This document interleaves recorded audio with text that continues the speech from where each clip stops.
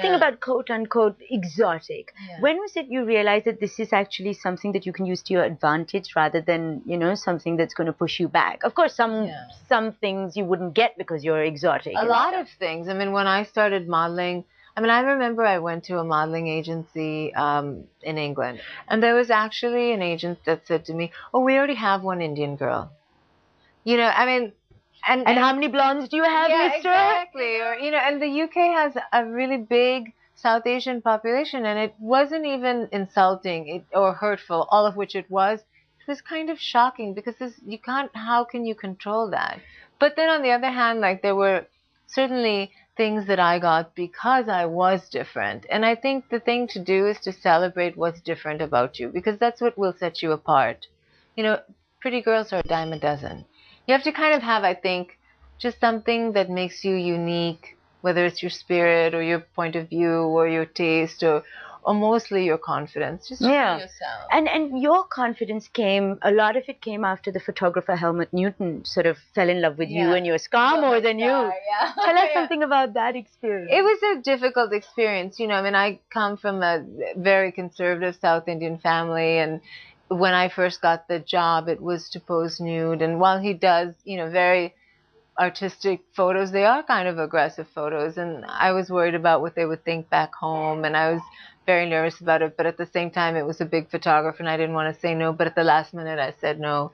And then he called me back anyway. And what was it about him that made you not hide away? Because you said you used to walk around like this with your scar. Well, because he liked the scar. Like, what I thought was actually an impediment, or what people made me feel like, people would always see and say, "Oh, you poor thing," or "Why don't you cover it up?" or, you know, "Have you thought about plastic surgery?" And, you know, of course I had thought about all those things, and I was very good at covering it up with makeup and so on.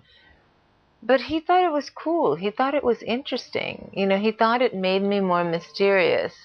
And then, you know, the same people that that would hire me for fashion shows, but would always keep me in long sleeves, all of a sudden they said, "Make sure she has short sleeves," because under all that same hair and makeup, all the girls look alike. You know, it was also the right moment. You know, it was that kind of zeitgeist moment, and catching the wave. It was also a very grungy period where, you know, there were all these tattooed models. And very raw, and yeah.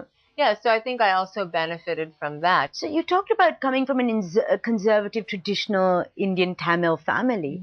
Some of your choices have been very different from like what a conservative Indian family member would do. Whatever my family may have thought about particular decisions in my life at different periods, like going into modeling or posing nude, or, you know, even, you know, my personal choices that I've made.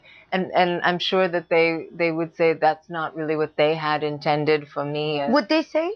I think about some of my choices. Yeah, I do. They would say that. Have they ever said it? Yeah, I mean, I think a person who really loves you should tell you honestly what they think. So this is your mother and your grandmother. We're talking about mother. My family, you know, different uncles or whatever. But just because they disagreed with my choice does not mean that it precluded them from supporting me. I don't think you have to agree with every choice that people make, that you know, people you love make, but you still have to give them the freedom to make those choices. And so if they didn't agree with it, they still respected my right as an adult to make those choices. And they still continue to love you. And they still continue to love me today.